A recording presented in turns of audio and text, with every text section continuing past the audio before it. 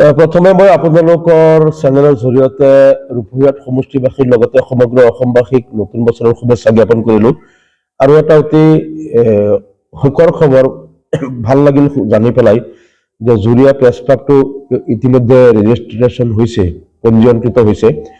আৰু মই নিজেই আপোনালোকৰ হয়তো বহুতেই জানে যে প্ৰায় 25 বছৰমান আগত মই যেতিয়া জুৰীয়াৰ পৰা সংবাদদাতা আছিলোঁ, স্থানীয় সংবাদদাতা, মই 2-3খন কাকতত মই জুৰীয়াৰ পৰা জুৰীয়া সাংবাদিক হিচাপে কাম কৰিছিলোঁ। আৰু তেতিয়াই মই লাগি মেলি যিকেইজন আমাৰ সাংবাদিক বন্ধু তেতিয়া আছিল তেওঁলোকক মই কৈ মেলি জুৰীয়া প্ৰেছ ক্লাবখন গঠন কৰাইছিলোঁ। আৰু মোক প্ৰতিষ্ঠাপক উপদেষ্টা হিচাপে ৰাখিছিল।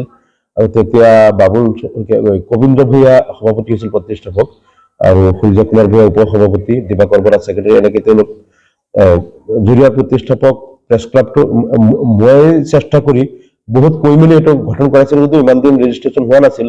এতিয়া খবৰ পোৱা মতে নতুনকৈ প্ৰেছ ক্লাবটো ৰেজিষ্ট্ৰেশ্যন হৈছে।